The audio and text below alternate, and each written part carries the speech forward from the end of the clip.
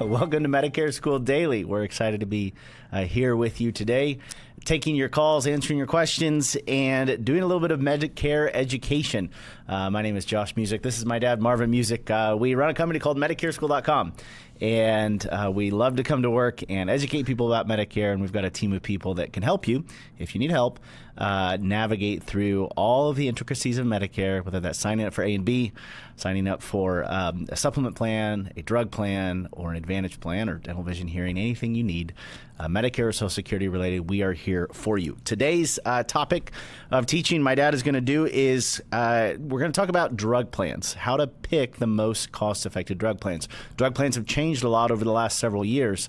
Helping people renew their drug plan every year is something that is important to do. You need to, make sure that you're on the right drug coverage because it's just an annual contract. It runs from January 1st through December 31st. And so we're going to talk a little bit about how you can make sure you're on the drug plan that is going to best serve your needs. And then we'll even do a little bit of a screen share so those of you who are watching can see me as I navigate through medicare.gov and show you how to do that. So if you would like to join today's call, there's a phone number at the bottom of the screen. It's 833-824-2004, 833-824-2004. And you can call in, ask any question you want. Don't worry, we'll scrub any personal information off of it when this airs. But we'd love to help you. Just answer your questions. So, Dad, let's hop into this. How to pick the most cost-effective Medicare Part D plan. All right. We are going to address that. I want to begin by reminding everyone that when we go on Medicare, the main two systems for Medicare coverage would be original Medicare A and B with the supplemental plan or a Medicare Advantage plan.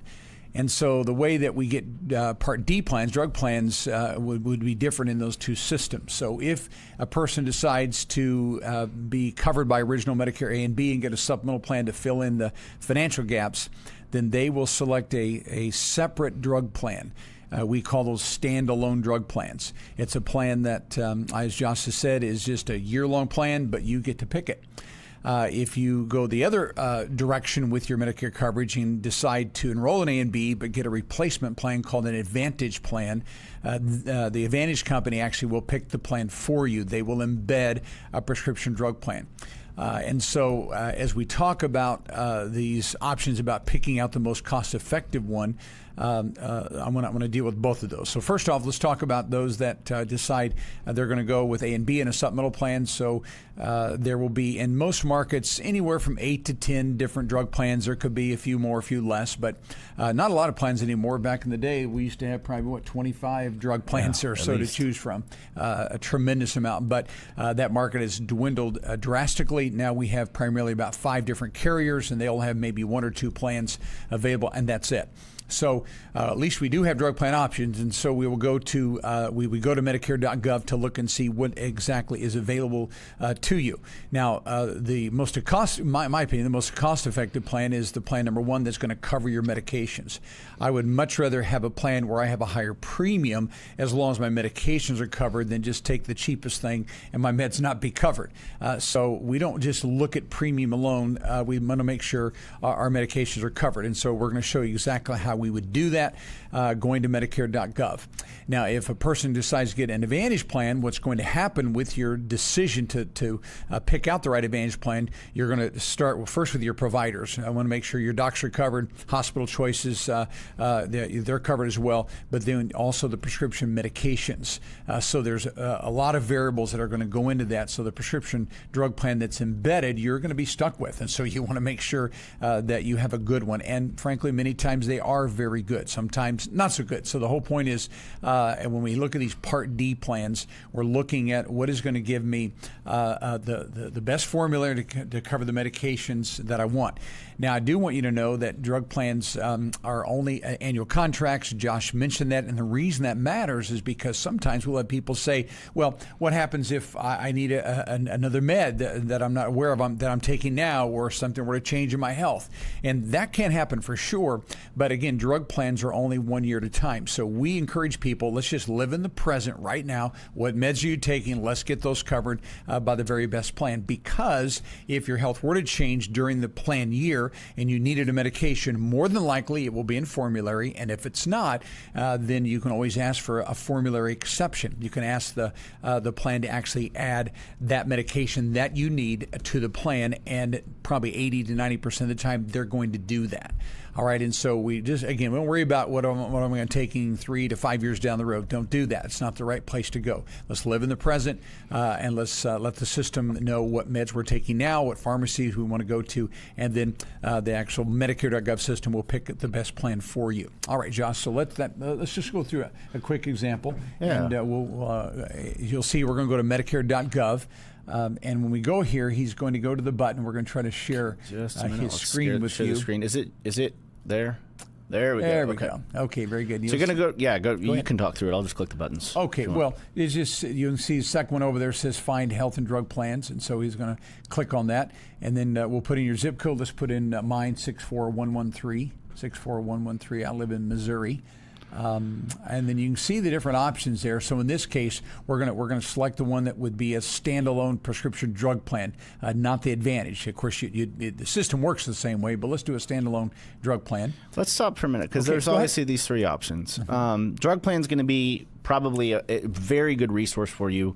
As time goes on, it's kind of the gold standard. As it relates to comparing Advantage plans, you can do that on here. There are a bunch of issues kind of with provider networks and how all that works if you go to use it. So it's a good way to go and kind of get, I would say, a general overview of your plan options if you want. But just find the provider directory pretty lacking on this resource. I know our brokers, when you call in and talk to us, we got to jump through several hoops to make sure that your doctors are going to be covered by these Medicare Advantage plans. So just want to note that. And the Medigap policies, honestly, I don't think it's even a great resource for understanding your options. Mm-hmm. The only thing it will do is probably tell you what carriers operate in your zip code.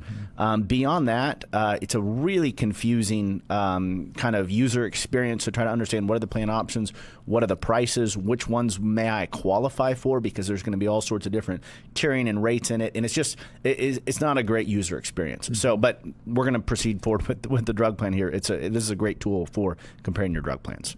Okay. All right, so click Find Plans. All right. And so, of course, it'll ask you a few questions about, you can see Medicaid. And if you do have Medicaid, you certainly want to check the box. So for now, we're just going to say we do not get any extra help. And now, those of you that would be maybe, as far as Medicare standards, low income, you can apply for extra help, and that helps you, as you can see here on the screen, with the drug costs. So it'll pay drug premium as well as very low cost sharing for prescriptions. So if someone qualifies for that, that's wonderful. We're going to pretend as though right now we do not get extra help. The majority of people do not. So we're going to say no to that. And then certainly we want to compare these plans, and we do want their prices. So we'll put a couple medications in, Josh. Okay. So we're going to mark, we do want to see drug costs. Mm-hmm. We'll type in a couple of prescriptions. I'll type in like lisinopril. Yeah. It's a pretty common one. So you start typing the first few letters. It's going to pop down. You're going to click Add Prescription Drug. It's going to give you some options here. Choose your dosage. This is all pretty simple. How many do you take every month? So 30 a month would be once a day. So let's go ahead and do that. We'll click Add to My Drug List. Good. Let's add another one. What do you want to add? Let's just put in metoprolol, whatever. Just METO. That'd be fine. METO. It'll show up. Metoprolol. Sorry about that. I picked a real good one. Sorry. I don't think metoprolol. Boy, that's a good one. There we go, metoprolol. There we go. Sorry about that. Okay, click Add Drug, and then, again, choose your dosage, 75 milligram tab. This would be twice a day. And then let's put in, rosuvastatin, generic Crestor. That'd be a good one. Or let's put in a brand name. Okay. How about like that? Let's do Eliquis. Do it. So we can type in Eliquis, click Add Drug, 5 milligram tab, twice a day, add to my drug list. So now we've got our prescriptions saved in here, or they're stored in here. Click Done Adding Drugs, and then we can choose up to 5 pharmacies. So it's going to be based upon pharmacies that are in your zip code. You can obviously expand it out. If you live in a rural area, sometimes you have to travel a little bit to get to a pharmacy. So we'll choose CVS. And I would encourage people to put in more than one. I know you may have your favorite, but put a couple in just to make sure that you are getting the best price, because sometimes, especially on brand name medications, there can be some variables here. I also want to mention this, that there are some pharmacies on the plan that will be called preferred pharmacies and others that will be standard. Every plan usually will identify a couple of pharmacies that are preferred, which means you get best pricing there. And standard, you can go there. They're in network, but they may not give you the best price. So that's why we recommend putting in, it'll hold up to 5. You can put 1 mail order and then 4 retail options if you want, but definitely put a couple in. Okay, so we put in 3 pharmacies. We click continue to view plans. Really, I mean, there's a lot of information on this page, but it's pretty simple. What we always tell you to do, and it's going to default to this, it's going to sort the plans by the lowest drug plus premium cost, so meaning the copays that you have to pay, if there's a deductible in play, and the premium, the monthly cost for that plan. And it's going to calculate it for the rest of the calendar year, right? Because plans are 12-month contract. So this is everything out of pocket. Yes, so the top plan, if we sort it like that, is generally going to be the plan that we're going to tell you to go on, right? So for this person, it is $33.70. It's a Humana value plan. It's going to show the total prescription drug and premium cost. So what's included there is the $33.70 plus this deductible. So if we take 33.7 times 12, that's $400. Plus 601, that's the deductible, and you kind of see how this adds up, and then there may be some other copays along the way.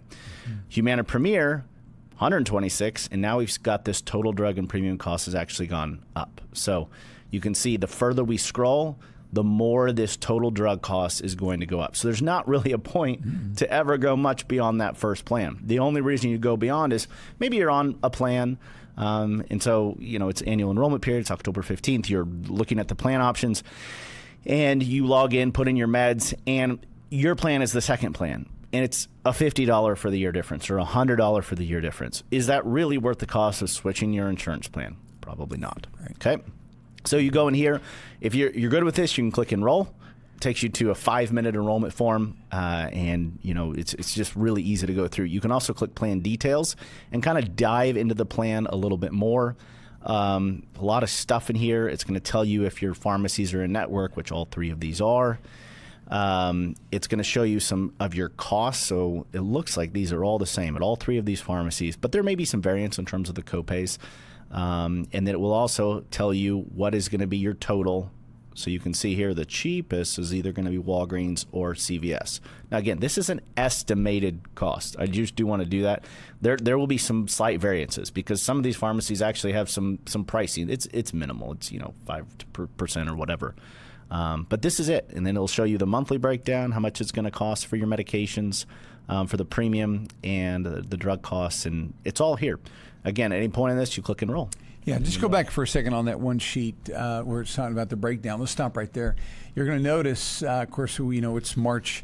This month is March, so it's looking at April moving forward. And because this plan had a $601 deductible, you're going to notice that the April fill and the May fill and a little bit of even the June fill, that deductible is being applied. But then once that deductible is satisfied, then you're going to see that copay flatten out beginning in July. It goes down to $51. And so when you have a plan that has a deductible, that just simply means you're going to be responsible for the full retail cost of that medication until that deductible is satisfied. And most plans do have a deductible. Of course, this one that was recommended was the Humana plan, had a 601. If you're on a plan that doesn't have a deductible, the reason for that is because there's a higher premium. So you're actually paying the deductible, but they're just collecting it within the premium. So my whole point is you can kind of see as you make these comparisons. And what's interesting about this plan, Josh, you'll notice that we don't see a preferred. None of these pharmacies are preferred on this plan. I think these are all standard. So I would maybe they don't have any preferred pharmacies. Yeah. I was going to say that'd be fine. Why don't you put Walmart in just real quick if you don't mind? Add pharmacy. I'm just wondering if Walmart would be a preferred on this one, just to see. Find preferred pharmacies. Looks like okay, good. So the mail order is preferred. Okay. Doesn't look like this place has any very preferred. Good. Okay, very good. So then mail order would be your preferred pricing. Oh, Walmart is preferred on this plan, Okay. like you said. Okay, there we If go. we add the pharmacy, let's click continue. Yeah, let's put it in. You'll see kind of the difference here. What can happen at times, especially on Not much. Moved at $10. $10. Yeah. Okay, no big deal. All right. So it can sometimes make a significant difference if a pharmacy is preferred, but clearly Walmart is not giving a discount through preferred pharmacy, so that's fine. Okay. And Josh, I just want to add this. He's right. When you go through this, folks, honestly, we have people on all these plans, and I wouldn't say one plan is better than another. I think they're all good plans. I think the customer service can be very similar. So I would just simply take the plan that's at the very top and enroll in that plan. And then this whole process takes you about 10, maybe 15 minutes max. Yeah. Very, very simple. I do want to clarify that when you come to the place where they give you payment options, if you're on Social Security, you can pay your Part D premiums through a Social Security deduction, or sometimes a carrier will let you set up a like an auto draft, an ACH, or you can just do a direct bill. We recommend our clients, when the premium is very low, just do a direct bill, and they'll send you a statement. I'm on a plan that's $960 a month. They sent me a statement. I just paid the whole year off. And so you don't have to hassle with it every month paying for it. If it's a little bit more pricey of a plan, you may want to set up an ACH or come out a Social Security check. Okay, we've got a couple callers on deck, so let's get to them. Let's see what's going on. Hello, welcome to Medicare School Daily. What's your first name and where are you from? I'm John from Washington State. Hi, John. Welcome to the show. What questions do you have, sir? Thank you. Well, I'm on a supplemental plan now, Plan N, Okay. and I'm thinking about moving from my state down to Arizona. Excellent. And It's, I was it's wondering probably if- a lot better weather down there right now. A lot better weather. I want to do a little up north where it actually has weather and a little bit cooler. Yeah. So, but my family's Understood. all down there now. Sure. But on the supplemental plans, what I don't understand is, would it be the insurance I take from here I keep my whole life? Or when I move down there, do I need to change to another supplemental plan from down there? Because they're cheaper down there for some reason than they are in our state. So you're gonna have a house down there? Yes, And moving it- there permanent. Okay, so you're not going to maintain a residence up in Washington at all? No. Okay, awesome. All right. Well, What's your carrier, real quick? Who's your... who do you have your insurance with now? Wellaby. Okay. Awesome. Good. Well, your plan that you have right now in Washington is portable, which means you can take it with you to Arizona. The carrier, Wellaby, has the right to re-rate that, and rates are lower in Arizona than they are in Washington. So I have seen rates go down for sure. You won't know until you give them your change of address, and then they'll tell you what your new premium will be. And what I would do, if you're healthy enough, I would compare what Wellaby's going to offer you as you transfer that policy, to Arizona, and see just what the market is. What's your zip code right now? Excuse me. Do you know your zip code in Arizona? Your address? Do you have an address yet? No, I do not. Okay, very good. So, No. anyways, Is it Just Scottsdale, started- Phoenix? What area are you probably going to end up in? Just up above Phoenix a few miles, about 30 miles from Phoenix. Okay, let's just put in a Phoenix zip code and we can punch something in there. yeah. 85001. What's your month and year of birth, John? May 23rd, 1960. 1960. Okay, very good. Okay, So- May of 60. Let's just see what a rate-ish is. Your health okay? No. Okay. So I couldn't get, I have heart problems and, a few other things. Okay. Well, then probably the best thing you're going to do is you're just going to call. It's going to be real easy. Call and make what Wellaby sells down there. It's a great rate down there. They're not the cheapest. They're kind of middle of the pack. But just call, do an address change, and they will probably just readjust your rate, and you don't have to worry about it. You will have to get a new drug plan. Assuming you have a prescription drug plan in Washington. Yes. Yeah. Okay. So you will have to change that. You're going to have what's called a special enrollment period.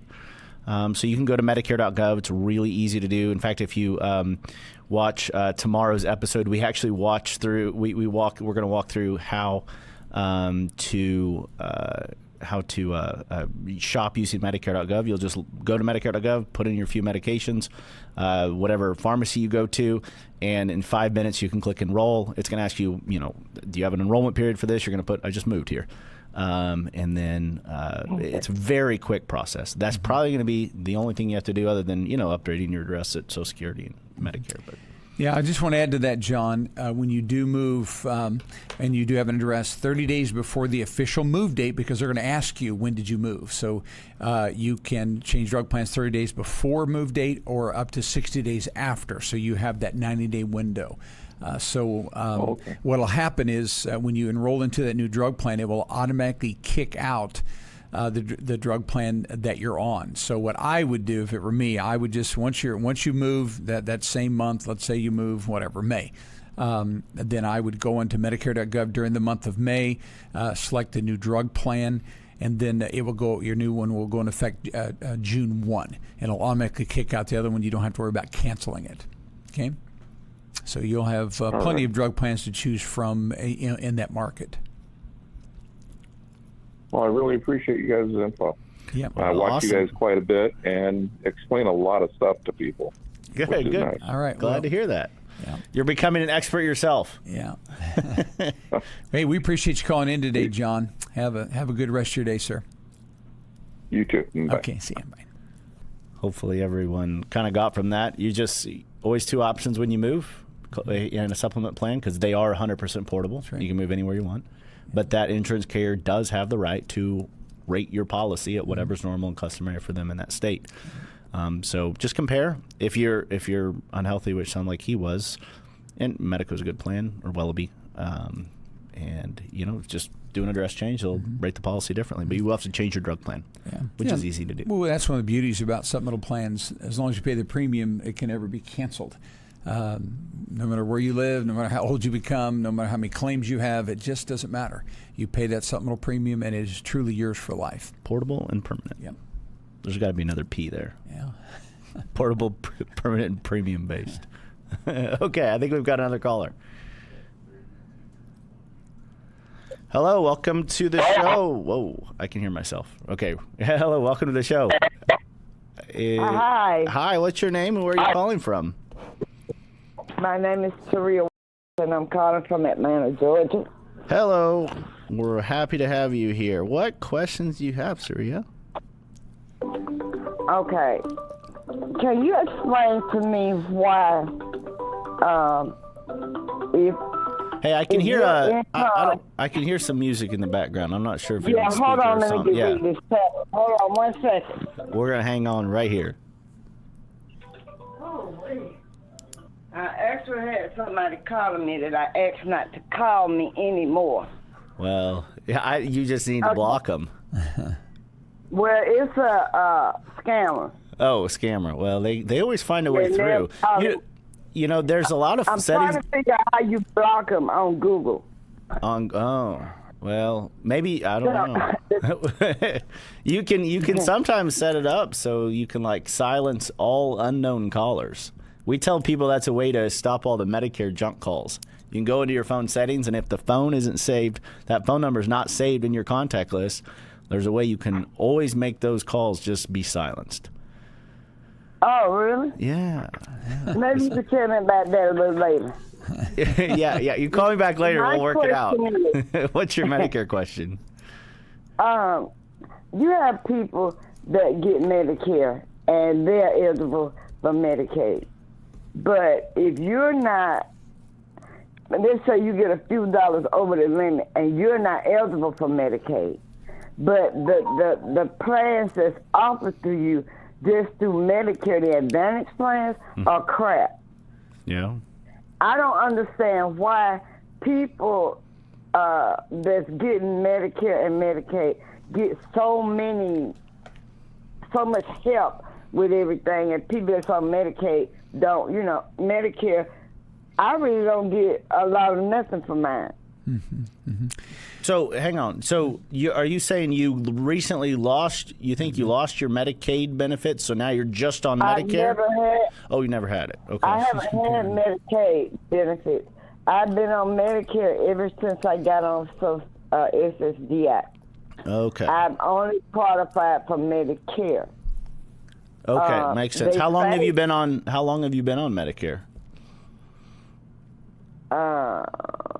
What is it? I was 55. 7 years. 7 years. Okay, well, you're probably kind of an expert at it now. Yeah, but it's horrible. Yeah. What plan do you have? Right now I'm with Devoted. Oh, what? Then they're bad? You don't like them? I don't care for Devoted because all I get is give back. Oh, but not many benefits. Can you give me your zip code? I want to pull that plan up. What's your zip code? 30318. 30318. Let's just take a peek here.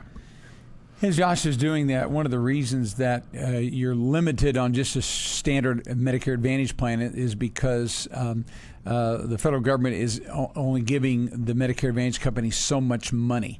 When someone's also eligible for Medicaid, then not only does the state give the money, but they get more money from the federal government.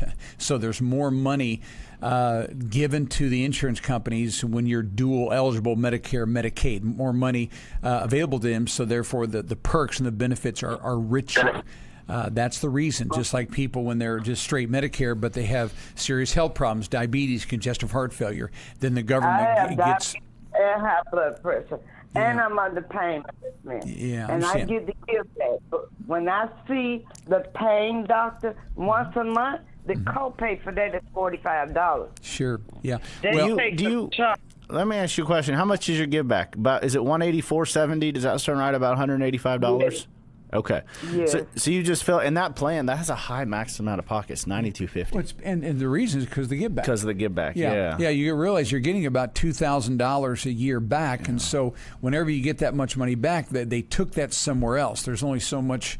Money to go around. That's exactly right. And so when they give you that large give back, it does increase your copays and your max out of pocket. And that's why you have to weigh those. Sometimes people get real attracted to the give back and don't realize, hey, these insurance companies are not being benevolent. They're just simply repositioning the benefits, and the benefits are just not as strong. You're getting it back $185 every month. That's why. How often you go to the doctor? Every month. Just once? Every month, 2 or 3 times. 2-3 times. Right now, I'm getting ready to go to the doctor every 2 weeks until the end of April. Yeah. We should. I want to look at something. Yeah, just here. look at it.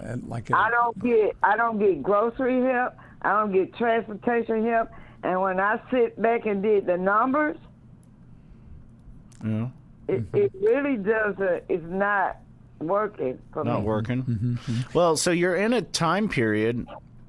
You're in a time period called OEP. Have you ever heard of that? Medicare OEP. Yeah. So Medicare OEP is from January 1st to March 31st. And it allows people to switch their Medicare Advantage plan, as long as they're already on a Medicare Advantage plan, which you are, to something else. And there may be some better options. I had the best plan for my zip code. Well, yeah, I understand. Who told you that, though? I don't even remember. Yeah, and it may be that's a wonderful plan. It's got a really high maximum out of pocket. I just want to look at. I don't know. I think you should do a review. I can't go into put all your medications and all your doctors and stuff here. But if you want to call, we can send. Yeah, we can send you. Do you have texting on your phone? So we could send you a text, and then you could have instructions on how to reach out to us, and then you can talk to one of our people and just tell them, man, I'm on Devoted. I got this give back. It's great, but I'm going to the doctor too much. I don't really like the other benefits, and they can see. Are you familiar with an HMO versus a PPO? Does that mean anything to you? I know one of them you don't have to have a referral. Right. Is getting a referral a problem for you? No. Yeah. So what I'm going to say is they might. So the give back plan that you have is a PPO. generally the benefits are not quite as rich. In other words, they're a little more expensive. It's just the plan's not quite as good if you're on a PPO plan. And a lot of people like that for flexibility and not getting referrals and out-of-network stuff. But if you're comfortable staying in network, and these networks have gotten pretty large anymore, and getting referrals not the hardest thing, you might be able to find a plan that's more rich in benefits if you would consider an HMO plan. And there may be some PPOs that are available too. In your zip code, Fulton County, Georgia, right? There's 58 different Medicare Advantage plans. Okay? So to do a true comparison, we would just need your docs, we'd need your meds, and then obviously what's important to you, right? And it sounds like not having a $45 copay is important. So, and I mean, like, I mean, when I buy groceries, that's knocking that give back all the way out the door. Transportation, the give back is not worth it at this point. Yeah, because on top of paying $45 a month for a specialist, I see medical doctors. I have tests because I have diabetes and high blood pressure. Yeah. This is beginning to make me very unhappy. And when we had the snowstorm, I had no groceries. I had no money. Yeah. And I called Devoted, and I asked them, do you all have a plan where you can help your people out if there's an emergency? I have no food and no money. She said, we can't help you. Yeah. Well, I'm going to tell you one thing. So I think you ought to look at an HMO. Generally, those HMO plans are going to have some more extra benefits like that you're used to, as opposed to a PPO. The PPO was probably sold to you such that, hey, look at all this money you're going to get back on your Social Security check, and that is true. But maybe it's not exactly what's right for you. The other thing I want you to keep in mind is some of those things are slowly going away. Some of these extra benefits that a lot of the plans used to toss in, transportation, food, that's just going away because the insurance companies basically are saying, well, this isn't really a functional part of insurance, and they're trying to put the focus kind of elsewhere. So that's happening across the board. It's not just isolated to you, but I do understand and kind of feel your pain there. It seemed like when they shut that insurance company down, I can't even remember the name of it, but I was with them, the one that had all the perks, the bells, the whistles, everything. Yeah, they couldn't financially. Shut that down, yeah. They took, the companies took away all the little extras. Yeah, oh yeah. Yeah, you're right. That was a good damn, excuse the word. I had that insurance with that company. That was the best insurance I ever had, but I knew they were going to fall. I knew it wasn't going to work. Yeah. They were way too much. They were. I don't think that's ever going to come back fully. At least I hate it. Definitely not on a PPO plan. You might have some more benefits on an HMO. I had transportation. I had $200 worth of groceries. I had no copays when I went to the doctor, specialist, test, nothing. Hey, Sharia. Now you just need a time machine. Go right back. Sharia, let me ask you this: when you had that plan, were you eligible for Medicaid as well? No, I didn't even need it. It was just Medicare. Okay, very good. Yeah, Josh is right. But I didn't need it. That was the best plan. I actually, at one point, I was on step something Medicaid, but I was paying my premium every month. So a year later, they sent me a check saying that they owed it back. Then they sent me a message telling me I owed it back to them. It was a mistake. Yeah. So I was still on that Medicaid, and I got another check, and they said they owed it to me. Yeah, that's good. Hey, Surya, we've got several callers lined up, so we're going to bounce. Okay. It was nice to chat with you. If we can help you, let us know. We can help you compare some new plans, okay? You've got this month to do it, so if you do want to look, otherwise by the end of the month. You can't change after April 1st. So you're going to text me the number? We'll send you a text. Yes, ma'am.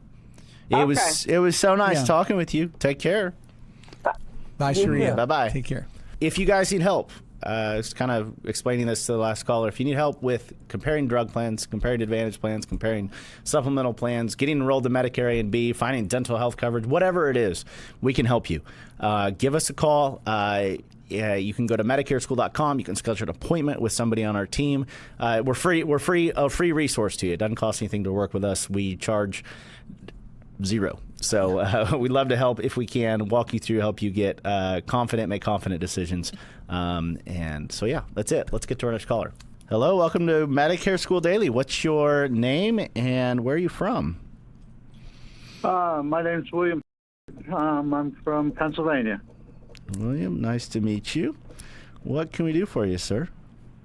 Well, I'm about to turn 65, and I'm working for a large company. I've got good insurance. I'm planning on working till as long as they'll let me or till I can't, which is, potentially 70. But I was wondering about what I can do to make sure. I've heard different stories about getting caught without having the proper insurance for major medical bills, that potentially an insurance company can deny a claim saying that either Medicare should have been my primary provider or whatever, even though, and I just was wondering what processes I need to do to protect myself. Do I need to sign up for something right now when I'm 65, or can I just keep working under my own policy? Okay, well, first off, are you taking Social Security right now? No. Okay, very good. I figured you probably were not, but I just wanted to make sure. So you are right. You do have a large employer. 20 or more people on the payroll is large by Medicare standards. So you don't have to do anything at all, William. You're not required to take Medicare A. You don't have to take B. And if you're happy with your group plan, then that's all let's stay on the group plan. And what we would encourage you to do, though, is still make a comparison. What does it cost you to be on that group plan? What's your portion of the premium? Do you have a deductible? Do you ever meet that deductible? What is your max out of pocket? If you had an illness, are you liable for $10,000, $15,000, whatever amount? And then your prescription. So look at the aspects of the plan you have now, compare that to a Medicare option. And if it's more affordable, it's favorable, you're happy with the coverage, the price is great, then you can stay right where you are. Now, let me ask you this. Do you have, with your present plan, are you contributing to a health savings account or not? No, I'm not. I really have not had many medical issues in my whole life. Okay. I did though, right after Labor Day, I did have a knee replacement, total knee replacement. Okay. And my insurance was good. I had very little out of pocket. Good. All my medication that I've had to take is either zero or very low. Okay. What's it cost you to be on the group plan at work out of your pocket monthly? Less than $100. Okay, that's great. Yeah, so I would do nothing other than I would enroll, if I were you, into Medicare A only. You don't have to, but I think it's in your best interest to enroll into A only. And the way that would work, of course, A is the hospital and skilled nursing side of Medicare. So if you ever were hospitalized while you're still working, your group plan is going to still pay first. And Medicare then would pay second. And so if you do have A only in the second payer position, that Medicare will pay co-insurance. It won't pay your deductible. It doesn't pay co-pays, but if you have co-insurance responsibility on your group plan, and you probably do, Medicare can pay some of that. So that means you go to the hospital, you'd give them your group plan card and your Medicare A only card as well, and then they'll coordinate those benefits. So I would encourage you to do A only. Now, if you had an HSA, a health savings account you're contributing to, I would not have you do that. I would have you do nothing at all. But you don't have an HSA, so take A only. You can enroll 3 months before you turn 65. You would have to self-enroll into A only since you're not on Social Security. And then I want to remind you, and really anyone that does this, when you enroll into A only, they're going to ask you, do you want to take B? And so you certainly want to say, no, I don't want B. And where it gets scary is that when you say no to B, there's always a little flashing warning. Are you sure you don't want to take B? If you don't take B, you could be penalized. And it is true, some could be penalized, but you will not be. Why? Because you're covered by a group plan. So take A only.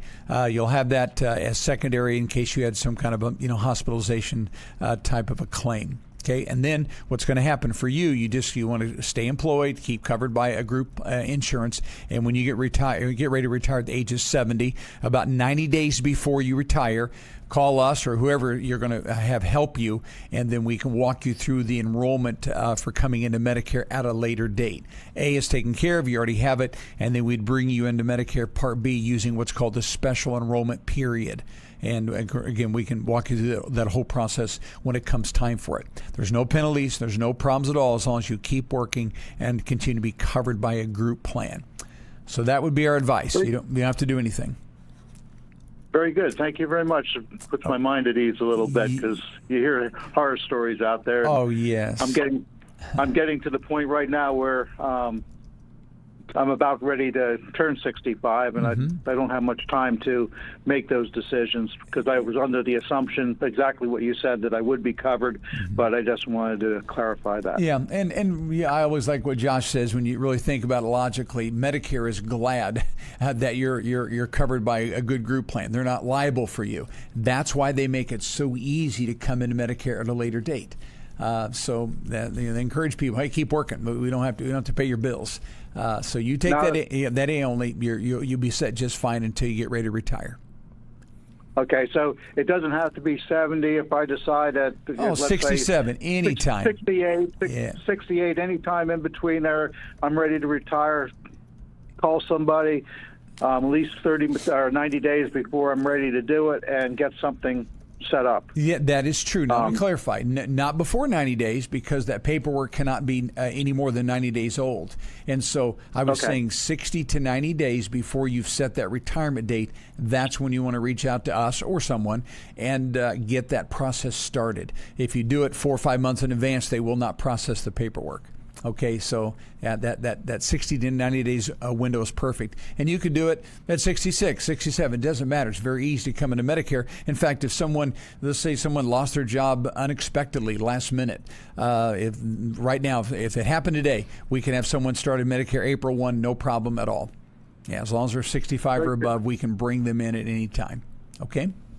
Great. Good to All know. right. Thank well, you very hey, much. glad you like your job and you're going to keep working. I always tell people this is our business, and we tell folks, hey, don't quit until you know it's time. And it seems like there's always comes a time when it's okay, I'm done, and you just haven't got there yet. So hey, enjoy working, and hope your health stays good for you as well. And we'll be love to help you in the future. Okay. Thank you very much. I'll keep you in mind. Okay. Take care. Thank you. Hey guys, if you want to be on the show, call in. Phone number 833-824-2004. We'll answer your questions. They can be Social Security related, Medicare related, whatever you want to talk about, we're here to talk about. Hello, welcome to Medicare School Daily. What's your name and where are you from? Hi. Good afternoon. My name is Terry, T-E-R-I. Hi, Terry. Do you need my last name? No, not at all. Where are you calling from? I'm calling from state of Indiana. Indiana. Bloomington. Yeah, Bloomington, Indiana. Awesome. Okay. Well, what questions do you have? Okay. Is this Marvin? This is Josh. Marvin's sitting right next to me. We are together today. No. That's fine. Anyway, Josh, my question is... He'll answer your question. He's smarter than me. Go ahead. Okay. Are you ready for my question? We're ready. Okay, I currently turned 65 last month in January, and I'm currently also still working full time at my current employer with credible health insurance coverage.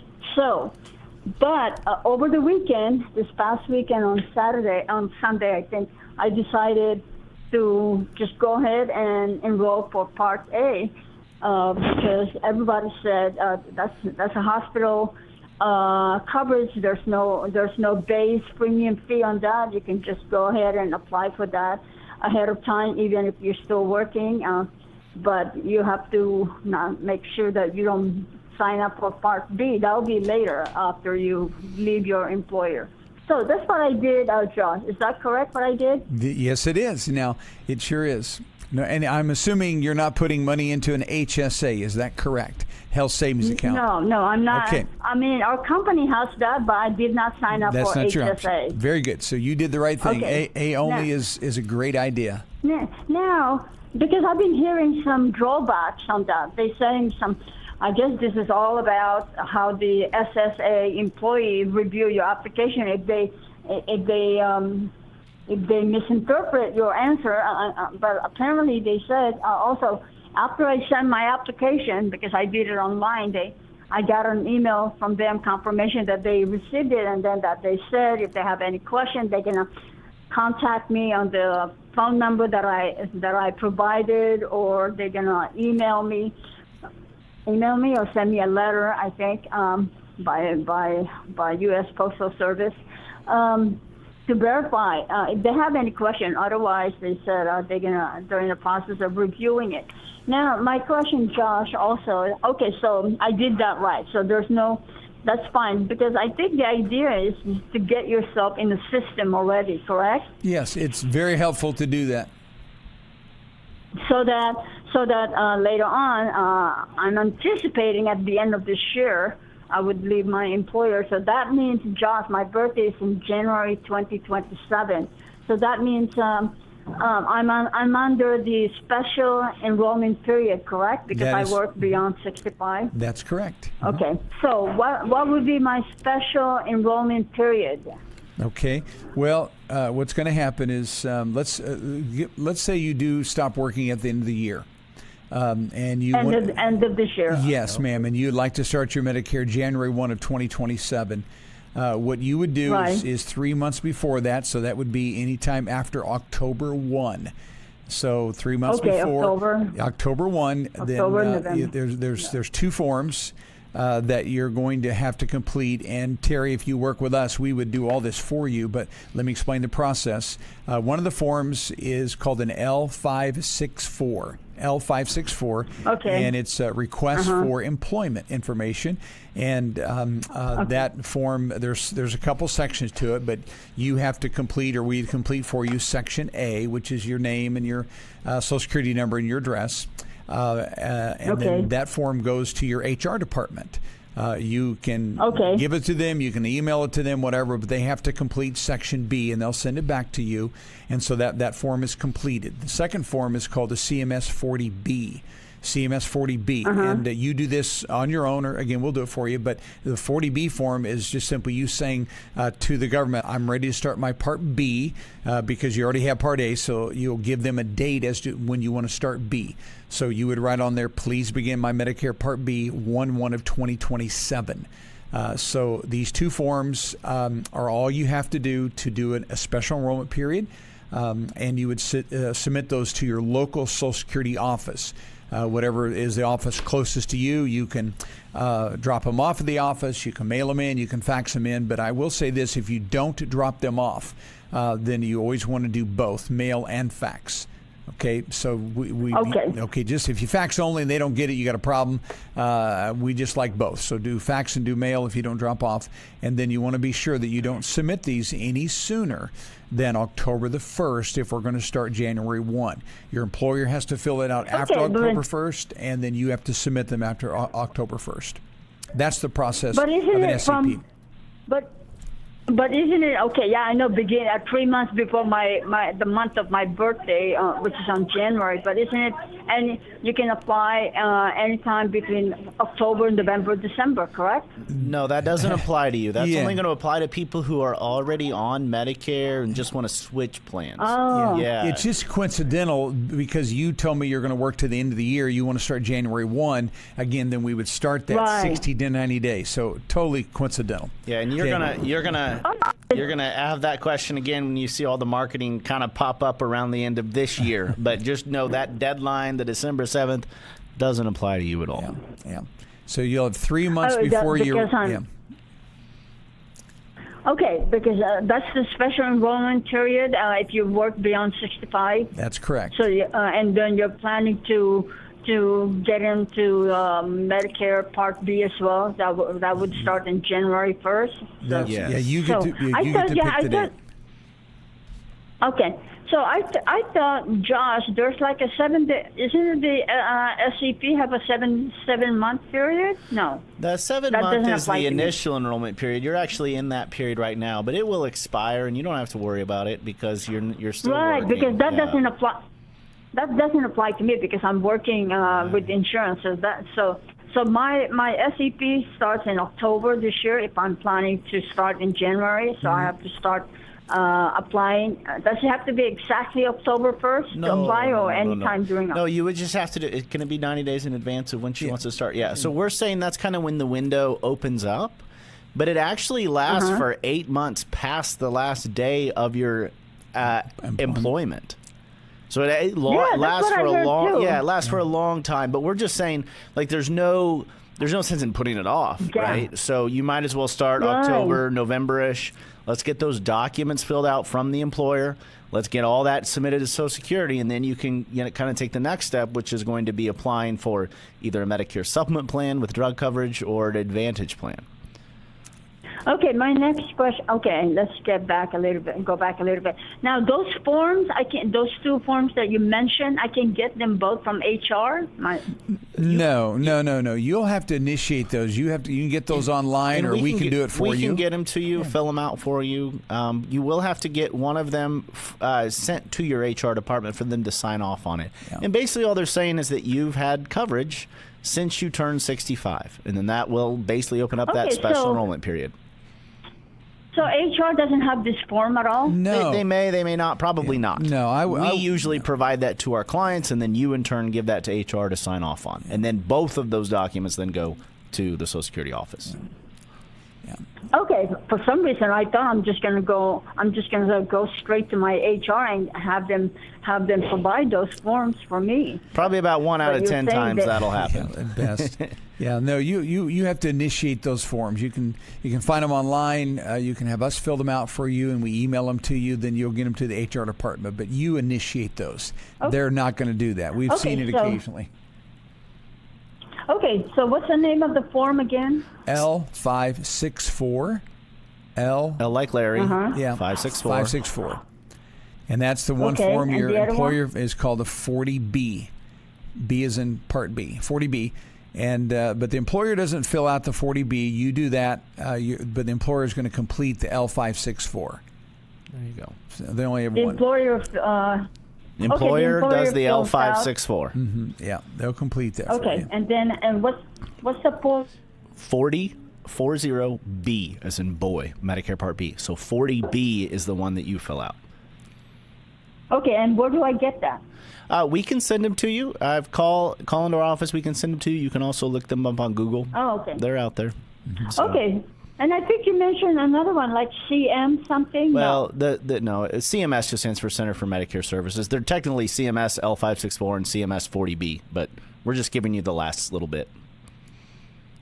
Okay, the L564. Okay, so the employer filled that. I can get that from the employer, correct? No.